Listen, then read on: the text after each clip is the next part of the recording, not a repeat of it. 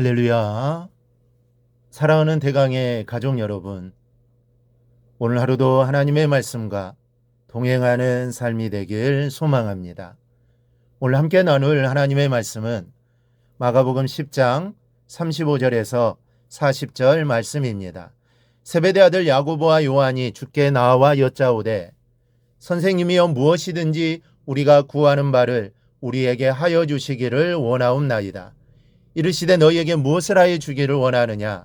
여짜오되 주의 영광 중에서 우리를 하나는 주의 우편에 하나는 좌편에 앉게 하여 주옵소서. 예수께서 이르시되 너희는 너희가 구하는 것을 알지 못하는도다. 내가 마시는 잔을 너희가 마실 수 있으며 내가 받는 세례를 너희가 받을 수 있느냐? 그들이 말하되 할 수 있나이다. 예수께서 이르시되 너희는 내가 마시는 잔을 마시며 내가 받는 세례를 받으려니와 내 좌우편에 앉는 것은 내가 줄 것이 아니라 누구를 위하여 준비되었든지 그들이 얻을 것이니라. 아멘. 두 여성이 미국에서 같은 시기에 헐리우드의 영화배우가 되었습니다. 한 여성은 굴린 타운센트였고 또 한 여성은 마릴린 몰로였습니다. 그로부터 몇 년 후 타운센트는 예수를 믿고 헐리우드를 떠나 목사님과 결혼을 하게 됩니다. 그러나 마릴린 먼로는 계속해서 헐리우드에 남아있게 됩니다. 그 어느 날 마릴린 먼로가 타운센트를 만나 말했습니다. 우리가 영화배우가 되기로 했을 때 나는 어떻게 해서든지 스타가 되겠다고 마음을 먹었지. 그래서 나는 꿈을 이루었지만 큰 대가를 치러야만 했어.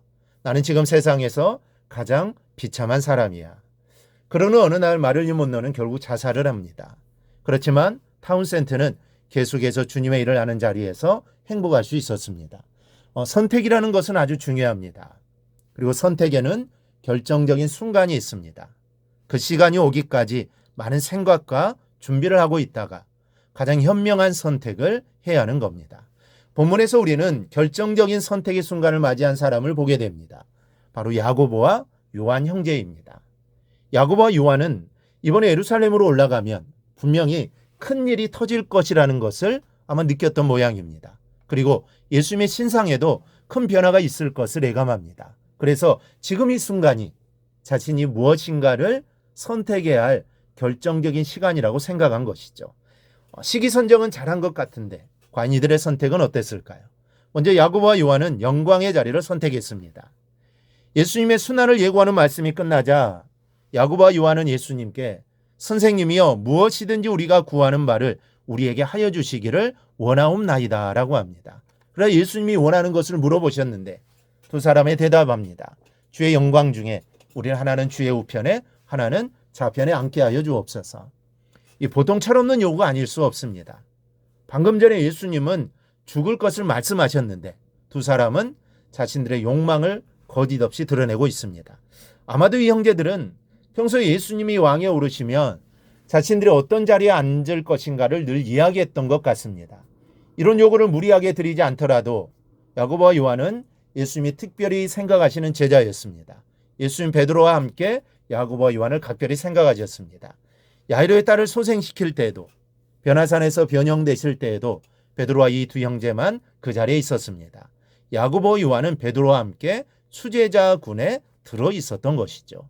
굳이 이렇게 공개적으로 야심을 드러내지 않아도 때가 되면 주님께서 정해 주실 일이었던 겁니다. 그러나 결국 두 형제가 드러낸 욕망으로 십자가의 길을 가시는 주님 앞에서 제자들은 사분오열되어 다시 한번 적나라한 싸움을 벌이고 맙니다. 이런 제자들의 모습을 바라보시는 주님의 마음이 얼마나 아프셨을까요? 우린 이런 무리수가 어디서부터 시작되었을까를 생각해 볼 수 있어야 합니다. 제자들이 이런 잦은 다툼은 예수님을 바로 몰랐기 때문에 생긴 겁니다. 예수님께서 어떤 죽음을 죽으시고 또 부활하시고 그 뒤에 남은 자신들이 무엇을 해야 하는가를 똑바로 알았더라면 이런 실수들을 범하지 않았을 겁니다. 우리도 예수님을 아는 일에 힘을 써야 합니다.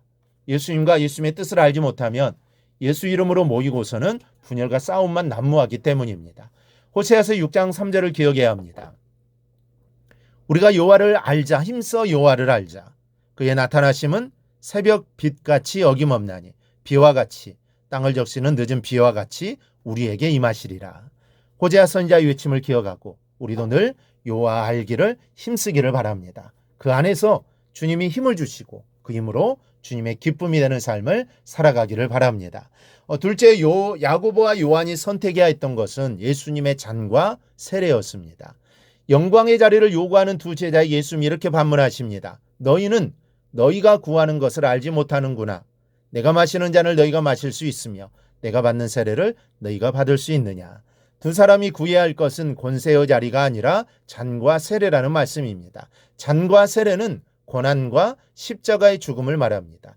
너희가 지금 이 결정적인 순간에 구하려면 그것을 구해야 하는데 그것을 감당할 수 있느냐라는 말씀입니다. 그러나 두 제자는 예수님의 물으심에 다시 한번 어긋난 초점으로 대답합니다. 할 수 있나이다. 이때 예수님께 하신 말씀 우리는 마음 깊이 새겨야 합니다.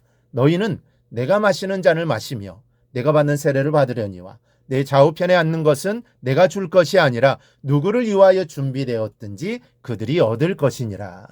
우리가 선택할 것은 주님을 위한 고난과 잔과 십자가를 지는 세례이고 앉을 자리는 감당한 잔과 세례로 결정될 것이라는 말씀입니다. 여러분, 영광의 자리는 우리가 선택권이 아닙니다. 우리의 선택은 주님의 잔과 세례뿐임을 알고 땅에서 자기 십자가를 잘 감당해서 하나님께서 예비하신 영광의 자리의 주인공이 되기를 주님의 이름으로 축원합니다. 오늘 묵상한 말씀을 굳게 잡고 삶으로 실천하며 살아내는 대강의 모든 성도들이 되기를 축복합니다.